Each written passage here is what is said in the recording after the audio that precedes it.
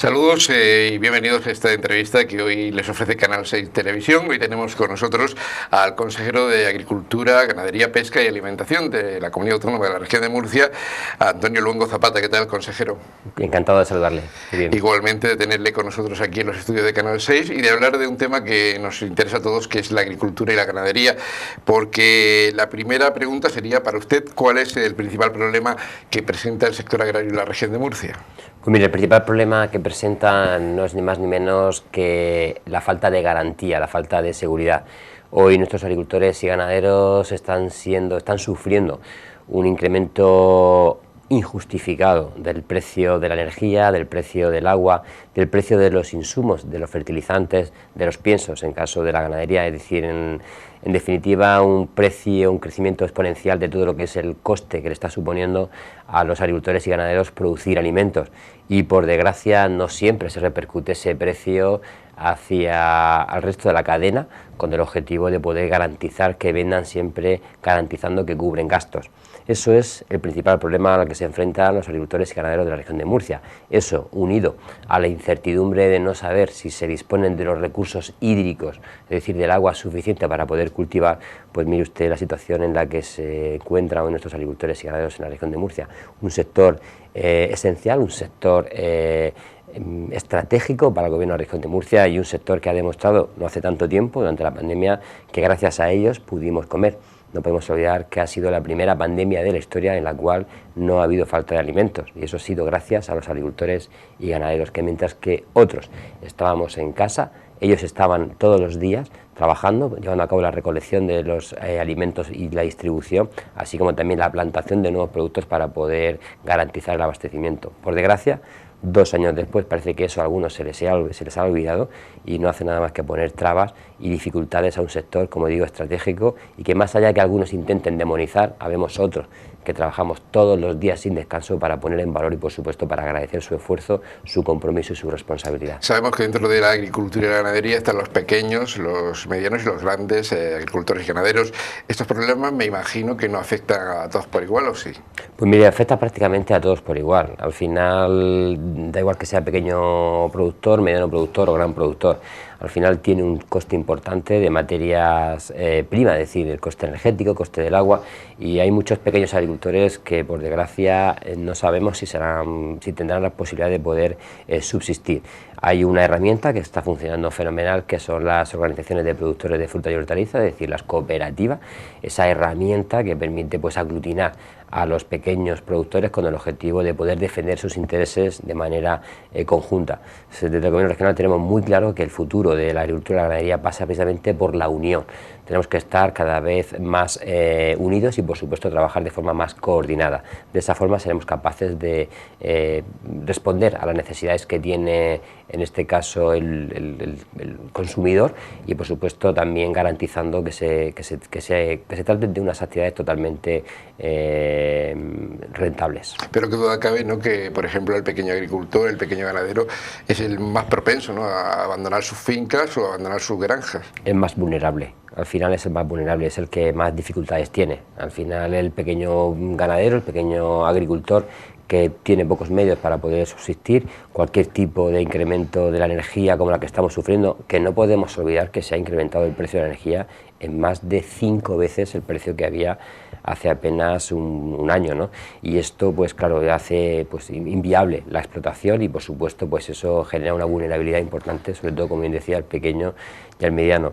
Nosotros, desde el Gobierno regional, estamos poniendo en marcha líneas de forma permanente con el objetivo de ayudar a la modernización, ayudar también a la incorporación de jóvenes, porque no podemos olvidar ese tema tan importante como es garantizar el relevo generacional, y, evidentemente, pues intentar ayudarles en la medida de lo posible, no solamente económicamente, sino también con herramientas para poder combatir algunas de las plagas a las que hoy se ven sometidos, ¿no? Porque no podemos olvidar también que dentro de las nuevas políticas, en este caso europeas, van encaminadas a la reducción de forma paulatina en cuanto a la utilización de materias activas, es decir, en cuanto a la utilización de fitosanitarios para poder combatir esas plagas, y nosotros, bueno, pues a través de la investigación y a través de las técnicas más sostenibles, pues estamos ayudando a poner herramientas encima de la mesa para que puedan también combatir esas plagas. Siempre se ha dicho que el agricultor está totalmente indefenso, ¿no?, a la hora de comercializar sus productos.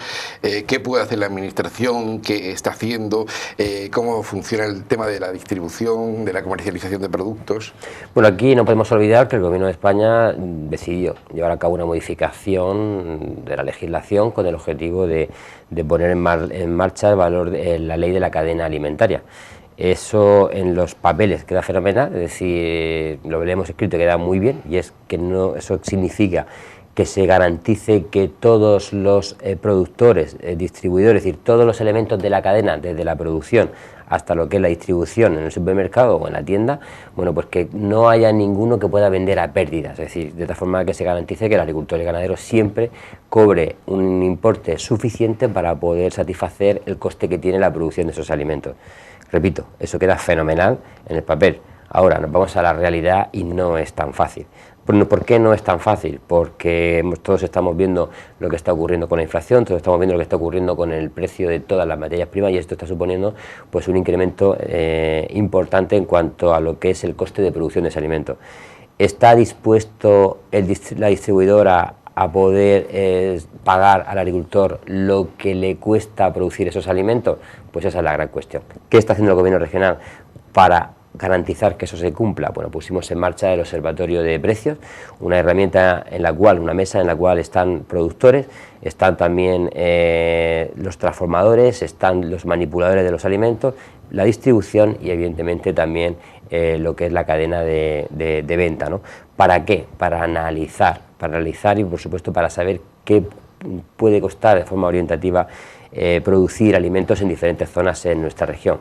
¿Cuál es el objetivo? El objetivo es garantizar que nadie venda a pérdidas, pero repito, es muy complicado el poder cumplir con esa exigencia, y más en un momento en el cual de un día para otro te sube el precio de la energía por 2 o por 3, o te meten un impuesto dentro del recibo de la energía eléctrica que ni conocías, en base a un real decreto en el cual multiplicas por 2 de un día para otro el precio de la energía, que es muy curioso, del tope de gas.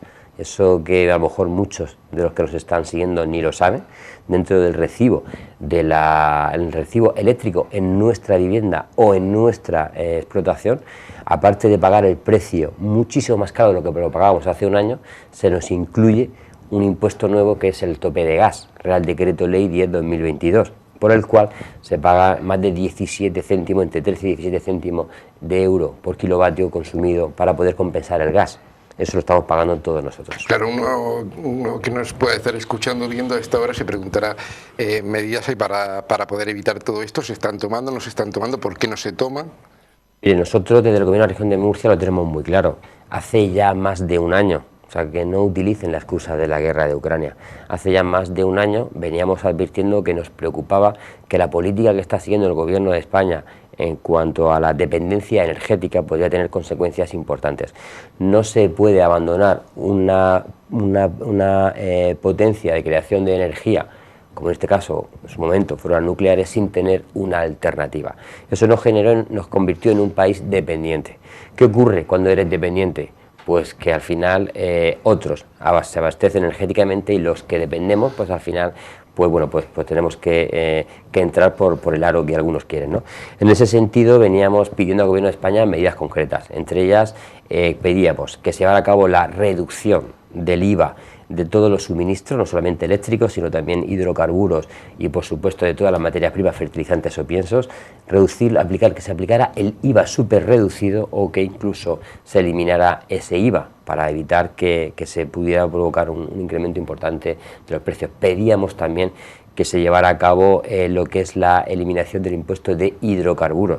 Es decir, en definitiva, lo que venimos pidiendo hace ya más de un año al Gobierno de España es que se adopten medidas precisamente de reducir impuestos. Esa es la mejor forma de poder ayudar a los agricultores y a los ganaderos. Pero no solamente lo pedíamos para los agricultores y los ganaderos, lo pedíamos para toda la cadena de alimentación, por supuesto también para la industria alimentaria. ¿Por qué? porque de esa forma, de forma directa, también el consumidor tendría que pagar menos por esos alimentos, porque menos le costaría producirlos al que tiene que pagar los impuestos a lo largo de toda la cadena, que son muchos los que tienen que pagar esos impuestos y al final repercuten sobre el consumidor, que es los que vamos a la tienda a comprar el producto. Antes de pasar a otro tema, claro, el Partido Popular plantea esta medida del Gobierno de la Nación y uno se puede preguntar qué interés tiene el Gobierno de la Nación para no aprobarla, para no sacarla adelante.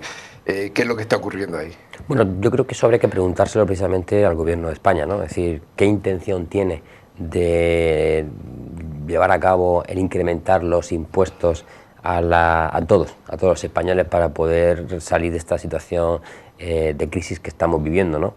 Yo creo que aquí hay dos formas de medir esto. Una, viendo la experiencia en comunidades autónomas como en la región de Murcia, donde la reducción, la eliminación de los diferentes impuestos se han podido ver como un éxito en cuanto a que ha habido mayor movilización económica y ha habido un mayor dinamización de todo lo que es la actividad. No podemos olvidar el tema la decisión que tomó nuestro presidente Fernando López Miras de eliminar el impuesto de sucesiones. Eso conllevó pues un balón de oxígeno muy importante a todas las familias. No podemos olvidar hace muy poquitos años que mucha gente renunciaba a las herencias porque no podía pagar los impuestos que esto tenía, ¿no? Pues eso es un claro ejemplo. Como eso hay muchos más. Estamos reduciendo los impuestos. Una decisión que tomó el gobierno de la región de Murcia recientemente fue el de reducir hasta la máxima exponencia, es decir, eliminar cualquier tipo de impuesto a los agricultores, a los ganaderos, incluso también para lo que son la ocupación de los pescadores en los puertos, o así como también la reducción de lo que es el coste de las licencias de caza. Es decir, objetivo, que el dinero esté en el bolsillo del murciano. De esa forma sí habrá una reactivación económica. Frente a eso, hay otras políticas, como las que sigue el Gobierno de España, que no es ni más ni menos que incrementar los impuestos y los gravámenes. No podemos olvidar en el discurso del Estado de la Nación, cuando el presidente Sánchez decía que nadie se preocupara, que esto se iba a resolver subiendo los impuestos a las eléctricas y subiendo los impuestos a los bancos. La primera conclusión de las eléctricas ya la estamos viviendo en nuestros bolsillos todos y cada uno de nosotros, y en breve, por desgracia, seremos también testigos de ese incremento que supondrá a todos nosotros pues ese impuesto, esos impuestos que pretenden el Gobierno de España imponer a los bancos, porque no podemos olvidar que al final todo eso repercute de forma directa sobre todos y cada uno de los españoles. Y uno de los problemas históricos es el tema del agua, que duda cabe, ¿no? El tema del agua lo venimos arrastrando en la región de Murcia desde hace ya mucho tiempo. Bueno, tenemos ahora una situación de sequía importantísima, un déficit en el tema de los pantanos importante, el tema de los trasvases también preocupa. El problema del agua, la ministra Rivera dijo hace muy poquito tiempo que el trasvase tenía ya fecha de caducidad. Bueno, lo dijo en su momento el presidente Sánchez hace ya casi 5 años, 4 años y medio, lo dijo en Toledo, que su objetivo era cerrar los trasvases. Por desgracia parece que sí va a cumplir con su palabra. Hemos sido testigos estos años sobre diferentes pasos que ha ido dando el Gobierno de España encaminado precisamente a cerrar ese trasvase, y siendo conscientes de que estamos viviendo un momento de sequía, un periodo de sequía a nivel global en todo nuestro país, incluso en Europa, no podemos olvidar que la única herramienta que hay para luchar contra la sequía son las infraestructuras. Entonces yo he trasladado tanto a la vicepresidenta del Gobierno, a Teresa Rivera, como al ministro de Agricultura, que me parece lamentable que en el año 2022, en la era de la tecnología, en la era en la cual hay una cantidad de ingenieros muy importantes en nuestra región, en nuestro país, que han demostrado su capacidad técnica y que han demostrado esa capacidad de innovación, que no se haya apostado por las infraestructuras. Y más allá de eso, lo que se está apostando por parte del Gobierno de España es de no hacer ningún tipo de infraestructura, ningún tipo de embalse, ningún tipo de presa, ningún tipo de trasvase para poder garantizar la equidistribución de recursos hídricos en nuestro país. El Gobierno de España cree que no llevando a cabo esas infraestructuras le va a ir mejor, lo cual yo creo que se equivoca totalmente, y lo que tenemos que hacer es mentalizar al resto de España que hagan lo que hicimos en Murcia. Nosotros en Murcia vivimos una sequía estructural desde hace ya muchísimas décadas. ¿Qué se ha hecho para poder contribuir a reducir esa presión? En primer lugar, se ha hecho una inversión modélica en cuanto a depuración de agua, una inversión modélica en cuanto a reutilización de agua. No podemos olvidar que más del 98% del agua que nosotros en nuestros hogares y en nuestras industrias utilizamos y luego tiramos a través del sumidero, se limpia ese agua y se reutiliza por los agricultores. Eso supone que todos nosotros tenemos que pagar por esa reutilización, es decir, al final lo estamos pagando entre todos nosotros. Se ha hecho una inversión importante en modernización de regadío para optimizar al máximo el agua, en investigación con el objetivo de poder aplicar el agua y el fertilizante exacto que necesita la planta en cada momento. Es decir, somos modélicos no solamente en cuanto a reducción, optimización, sino también en cuanto a reutilización. Eso nos permite que mientras que hace meses en otras comunidades de nuestro país estaban hablando de sequía, nosotros no teníamos esa problemática porque teníamos los recursos que necesitábamos, precisamente porque son muy pocos los recursos de los que dependemos, ¿no? Ahora, esos pocos recursos que necesitamos, como es ese trasvase Tajo Segura, para nosotros son fundamentales. Y yo hago una reflexión que yo creo que todos van a compartir conmigo, o espero, y es igual que hay una distribución de la energía eléctrica por nuestro país, de tal forma que la energía eléctrica llega aquí o a cualquier vivienda del centro de Totana o a cualquier pueblo más recóndito que haya en el centro de cualquier provincia del interior de nuestro país, nadie se plantea ni qué infraestructuras hace falta para llevar la energía eléctrica a ese pueblo tan recóndito, nadie se plantea qué coste tiene llevar esa energía allí, ni nadie se plantea dónde se produce la energía, y sin embargo pagamos todos los españoles lo mismo por la energía. ¿Por qué no se hace lo mismo con el agua? Si hay alguien que se siente incómodo cuando habla de trasvases, porque probablemente le recuerde a otra época de nuestra historia de la cual no podemos renunciar bajo ningún concepto, pues que le llamen como tengan que llamarle. Lo que me parece insultante el hecho de que no se utilice la tecnología, que no se utilice la capacidad y la formación de los ingenieros que tenemos en nuestro país para poder resolver el problema del agua. Y esto se resuelve con infraestructuras. No es normal que año tras año seamos testigos de cómo hay pueblos en nuestro país que pasan de estar prácticamente en riesgo de ahogamiento cuando hay subidas de los ríos a sufrir unas tremendas sequías en verano, y eso es porque no disponen de las infraestructuras necesarias. Igual que en Murcia sí tenemos esas infraestructuras, que se hagan en el resto de España, que dejen de demonizar y que dejen de enfrentar a comunidades autónomas. Pero consejero, ¿hasta cuándo vamos a tener este problema del agua? O sea, ¿hasta cuándo se va a estar utilizando el agua, la falta de agua en la región de Murcia? Pues yo creo que hasta que haya un gobierno en España el cual entienda lo que yo acabo de decir ahora mismo, así que entienda que hay que hacer una inversión importante en infraestructuras y que debe de haber una equidistribución de agua por todo nuestro país. Hasta que eso no lo entendamos, y yo creo que ahora es el momento, como le decía a ambos ministros, ahora es el momento de explicar esto, porque ahora es el momento en donde hay muchos sitios que no tenían ese problema de agua y que lo están sufriendo, que lo han sufrido en Galicia o cualquier otra comunidad autónoma, en Asturias, sí, Cantabria. Hemos sido testigos de cómo en Cantabria ha habido restricciones importantes en pueblos, una zona húmeda y una zona en la cual jamás hubieran pensado que iban a tener esa problemática. Allí también hay trasvases, porque mucho se habla de trasvases Tajo Segura, pero se nos olvida que hay casi 40 trasvases en nuestro país, y por eso es fundamental. No queremos llamarle trasvase, que no se le llame, pero por favor, que se utilice la tecnología y la innovación. Hasta que eso un gobierno a nivel nacional no lo entienda y no lo aplique, por desgracia seguiremos siendo testigos de esas discrepancias y de ese déficit hídrico tan importante que tenemos en nuestro país. En este punto, consejero, hacemos una pequeña pausa, vamos a la publicidad y después seguimos hablando con usted. Y ustedes también no se vayan, que enseguida volvemos. En un entorno privilegiado, Restaurante La Charca. Excelente cocina tradicional y especialidades en carnes a la brasa. El lugar ideal para hacer tus celebraciones o comidas de empresa. Con pista de baile, karaoke y parque infantil con hinchables y minicampo de fútbol para niños. Ven a conocernos, estamos en Urbanización La Charca, en Carretera de la Santa. Restaurante La Charca, disfrutarás conociéndonos. Retomamos ya la entrevista con el consejero de Agricultura, Ganadería, Pesca y Alimentación de la Comunidad Autónoma de la Región de Murcia, que hoy nos acompaña en los estudios de Canal 6 Televisión, y queremos centrarnos también en los productos importantes, ¿no?, que tenemos dentro del Valle del Guadalentín. Voy a empezar por uno que es el pimentón. El famoso pimentón de Murcia, aquí en Totana, pues tiene una importancia especial.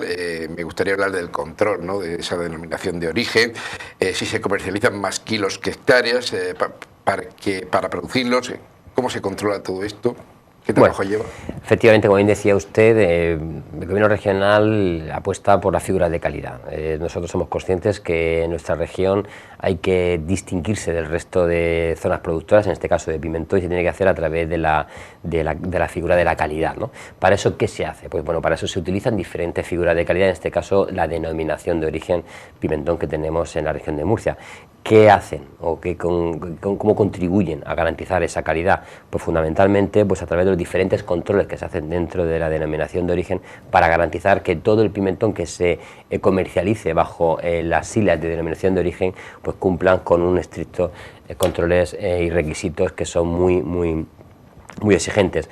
En ese sentido, del Gobierno de la Región de Murcia lo tenemos muy claro. De hecho, en el año 2022 hemos incrementado hasta 400.000 euros la partida destinada entre las diferentes figuras de calidad para ayudarle a esos controles. Estamos trabajando también con los agricultores, en este caso, bueno, pues a través de diferentes grupos de innovación para desarrollar las mejores técnicas disponibles, es decir, para implementar los mejores avances, sobre todo para contribuir a llevar a cabo las labores más complejas que se llevan a cabo, sobre todo en lo que es la recolección, para automatizar, es decir, para aplicar maquinaria con el objetivo de poder hacer más cómodo el trabajo de los agricultores, en este caso del pimentón. Esa es la línea en la que tenemos que seguir. En primer lugar, garantizando que se cumplan de forma escrupulosa por los requisitos de calidad, y en segundo lugar, pues introduciendo nuevas técnicas, en este caso a través de la maquinaria, con el objetivo de poder contribuir a reducir los costes de producción y, por supuesto, pues para contribuir también a mejorar la calidad de vida de nuestros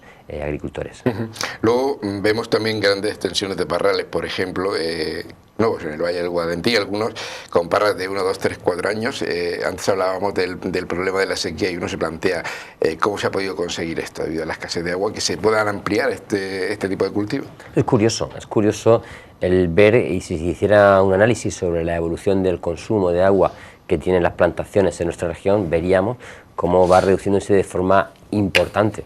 Es decir, si nosotros cogemos los índices de referencia a nivel estatal en cuanto al consumo de agua que tiene que tener cualquier producto en cualquier zona de nuestro país, y vemos los consumos de agua que tienen nuestros agricultores en la región de Murcia, nos sorprenderíamos bastante. Aquí en la región de Murcia se ha dado un paso más.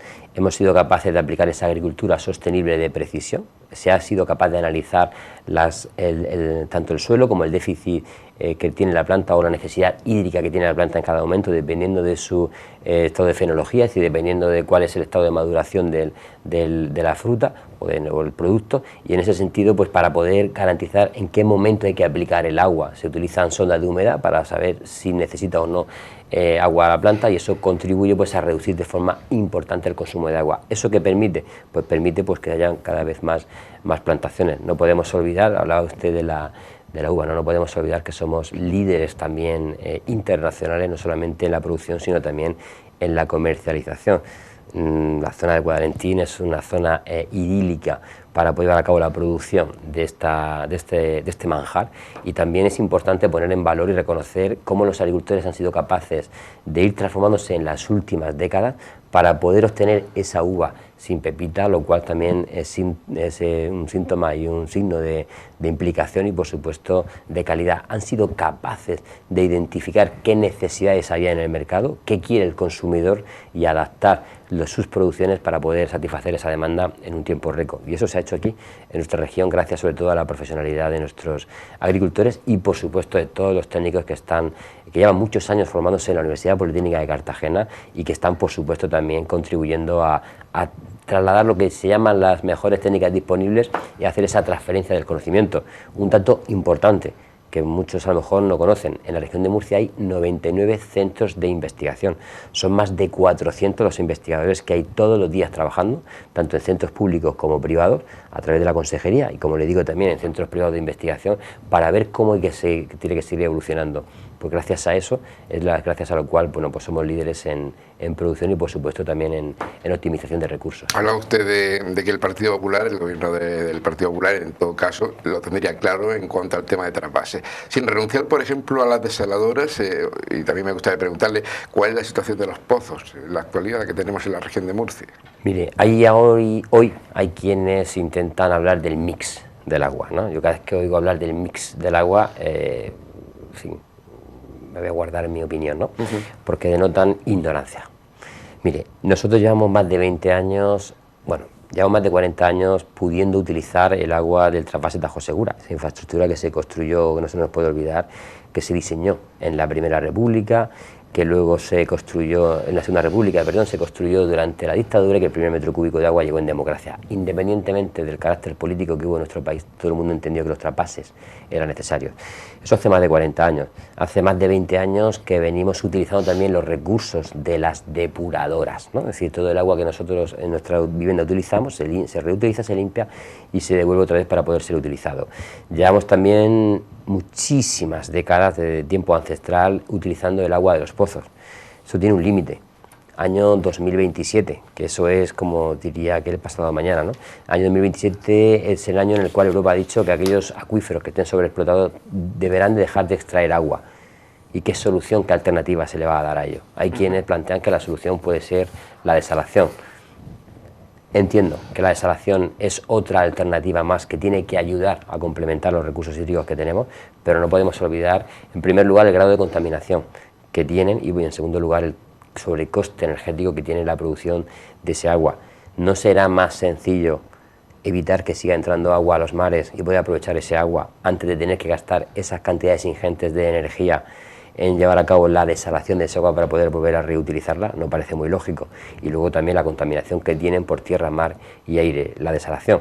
Repito, una alternativa, un complemento más que bajo ningún concepto debemos de olvidar y que debemos de seguir utilizando, pero por supuesto siempre y cuando sea como un complemento al resto de fuentes hídricas que necesitamos en nuestra región. Consejero, gracias al campo y pese a todo lo que estamos hablando, comentando el tema de precios, situación del agua, el campo, por ejemplo, en Totana, o en muchos puntos tiene trabajo hasta el mes de noviembre o incluso a lo mejor algún mes más. ¿Cómo valora usted esto? O sea, la situación en la actualidad. Muy positivo. Mire, no podemos olvidar que el sector primario no solamente es el campo, sino también está pues, todo lo que es la industria agroalimentaria que tenemos en nuestra región, ¿no? Aquí, en Totana, bueno, la Olibrilla, en el Guadalentín. Hoy podríamos extrapolar el resto de zonas de nuestra región.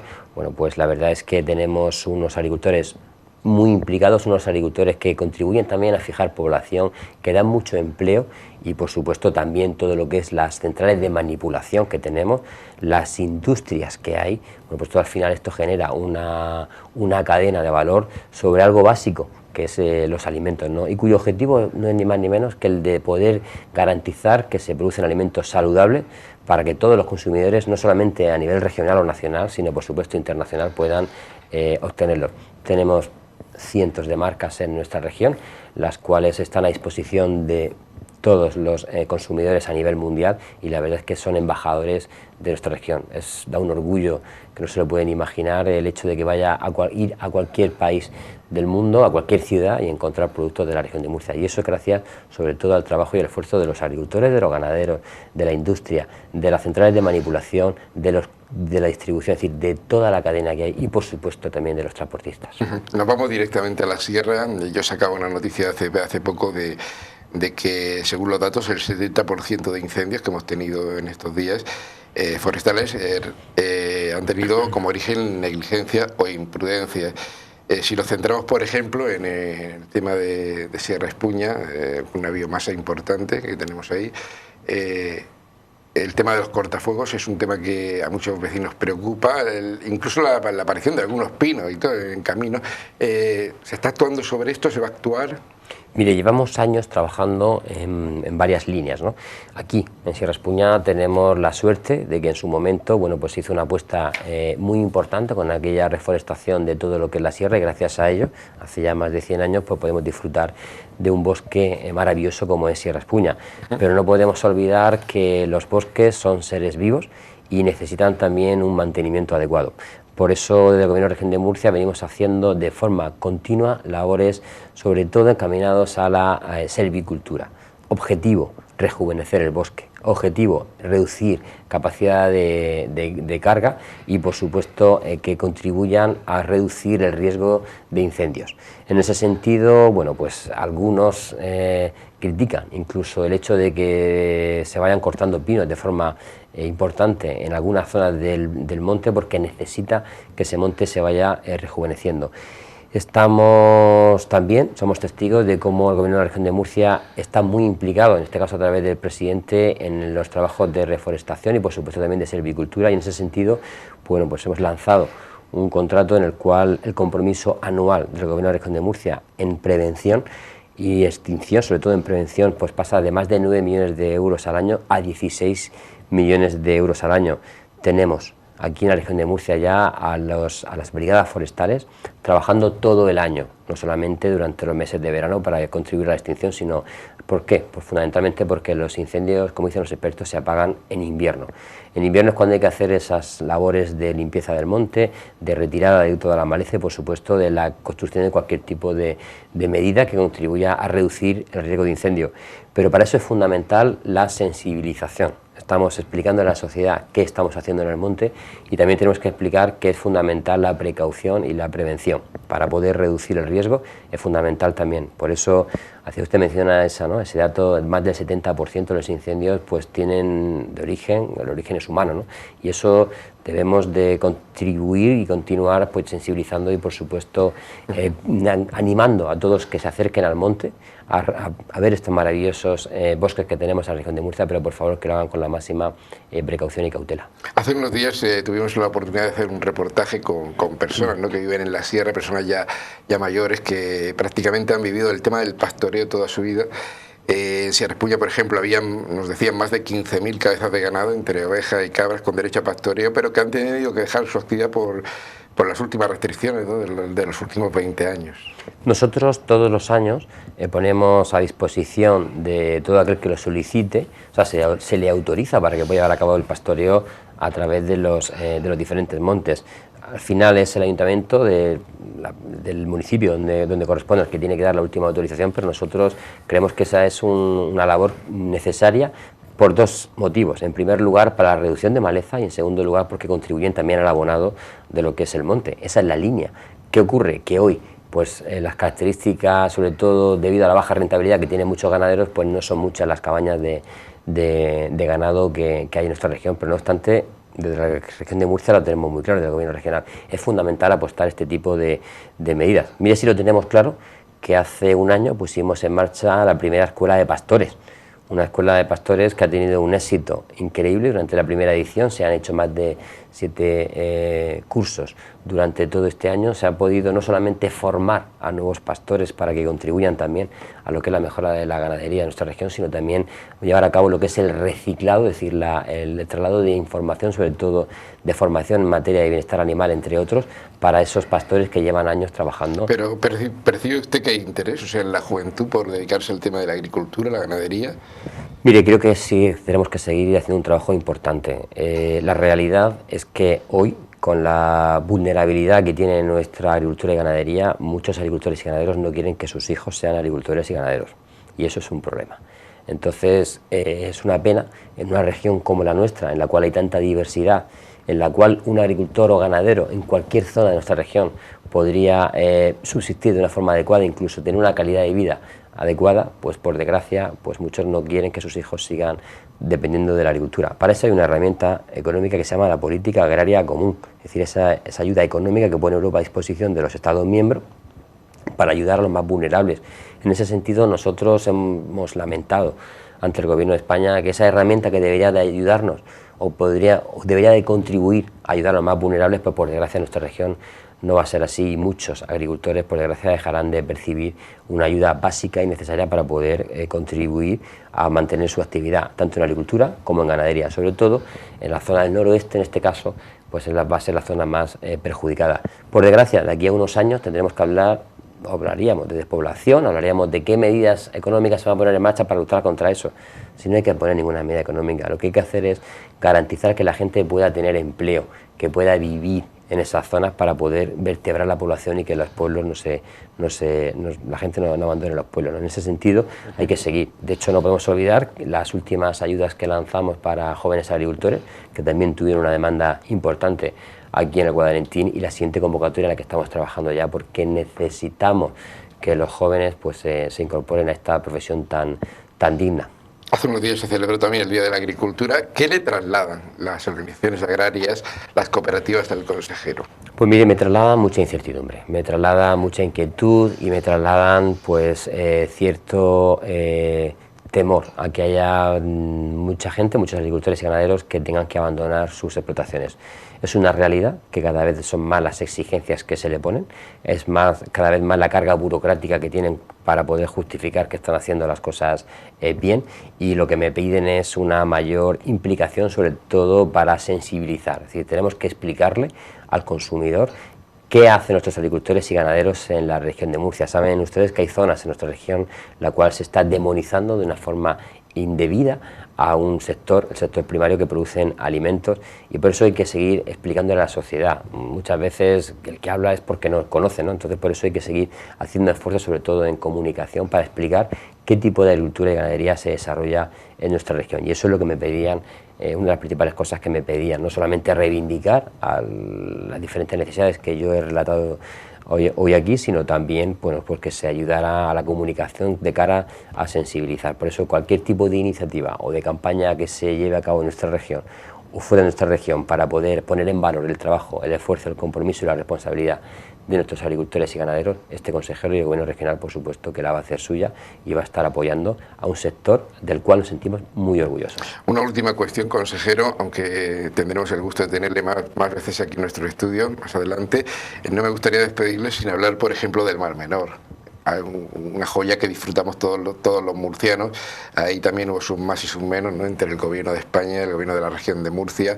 ¿Cómo está el Mar Menor en la actualidad? ¿Cuál es la situación que tenemos? Bueno, de forma periódica el comité científico, a través de su portavoz, bueno, pues va trasladando cómo va evolucionando los diferentes parámetros físico-químicos.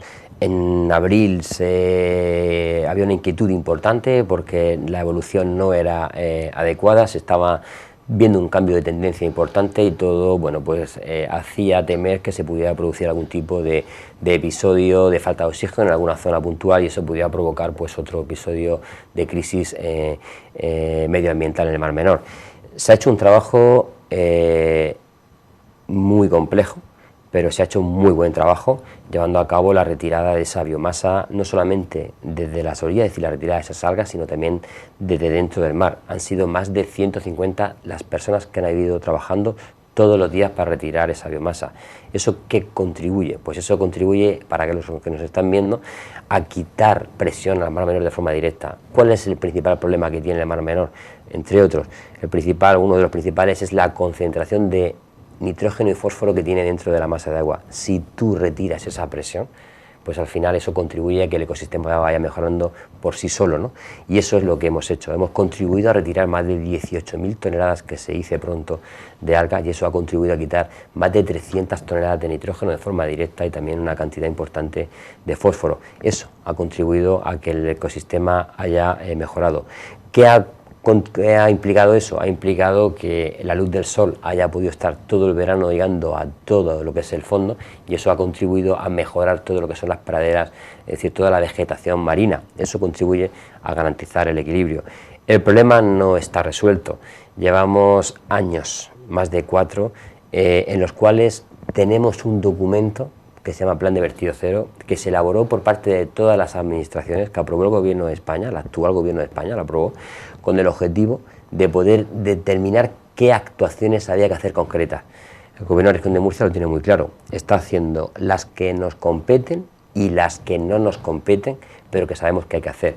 Estamos ayudando a los municipios a reparar las redes de saneamiento. Eso no es competencia autonómica y, sin embargo, lo estamos haciendo. Estamos construyendo tanques de tormenta para garantizar que cuando hay episodios de lluvia, las primeras aguas de lluvia, no arrastren contaminantes al Mar Menor. Estamos construyendo bioreactores para evitar que las ramblas, competencia del Estado, contribuyan a meter nitrógeno o fósforo en el Mar Menor. Es decir, estamos llevando a cabo la retirada de embarcaciones hundidas, algo que tampoco compete al Gobierno de España, al Gobierno de la Región de Murcia, y que necesitábamos autorización del Gobierno de España. Eso no es algo que se hace en 15 días, llevamos años trabajando en esto, nuestro presidente ya lo dijo en su momento, esta es la prioridad 1 del Gobierno de la Región de Murcia y está cumpliendo con su palabra. Frente a eso, hemos sido testigos de diferentes posturas por parte del Gobierno de España, los cuales intentaban confundir a la población, como hace un año, recordarán todos los que nos están siguiendo, cuando hablaban de quién tiene la competencia para hacer, o sea, todo el mundo sabe, por lo menos los que gestionamos sabemos qué competencias tenemos cada uno. No es momento de hablar de eso, lo que es momento es de resolver, y como siempre hemos dicho, el que no quiera trabajar, por favor, que no moleste, que se aparte, pero lo que no puede hacer es seguir demonizando. Lo veíamos este año con un episodio que se produjo en el Mar Menor en relación a una concentración de embarcaciones, que me llamó la atención, que en el minuto 1 salió Capitanía Marítima y salió la Guardia Civil, dependientes del Ministerio, los cuales decían que eran ellos los que tenían que garantizar que no se celebrara ese tipo de eventos y garantizar que se hicieran de una forma regular, y sin embargo pocos días después vimos como la vicepresidenta del gobierno intentaba culpabilizar al gobierno de la región de Murcia de esto. Yo creo que eso ya es un insulto a la inteligencia de los murcianos. Tenemos muy claro que esto es una prioridad, los murcianos tienen muy claro que esto es una prioridad y todos queremos que se resuelva el Mar Menor. Por eso el gobierno de la región de Murcia va a seguir invirtiendo dinero, trabajo y esfuerzo para su recuperación, y lo que lamentamos es que el gobierno de España pues no vaya a esa velocidad. Por lo menos le pedimos que por favor que no estorbe, que no se ponga en medio, que no ralentice todo lo que sabemos que hay que hacer, que contribuya con los fondos, y si no quiere que contribuir, por favor que por lo menos no nos molesta lo que sí estamos trabajando y sí queremos que el Mar Menor se recupere. Consejero, ha sido un placer tenerle en los estudios de Canal 6 Televisión. Como le he dicho antes, le emplazaremos para nuevas entrevistas con usted y ojalá que todos estos problemas se vayan solucionando en beneficio, ¿no?, de la agricultura y la ganadería, que es de lo que se trata. Muchísimas gracias por estar con nosotros. Muchísimas gracias. Ha sido la entrevista con el consejero de Agricultura, Ganadería, Pesca y Alimentación, Antonio Luengo Zapata. Nosotros nos despedimos. Gracias por habernos seguido.